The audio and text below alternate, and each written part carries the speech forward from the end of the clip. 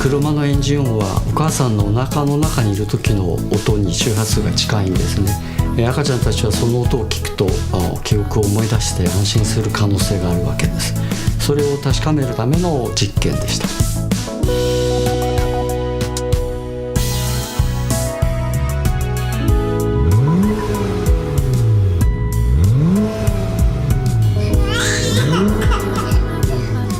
12名中11名の方の顔の表情が柔らかくなって泣き止み、そして7名の方の心拍数が安定しました。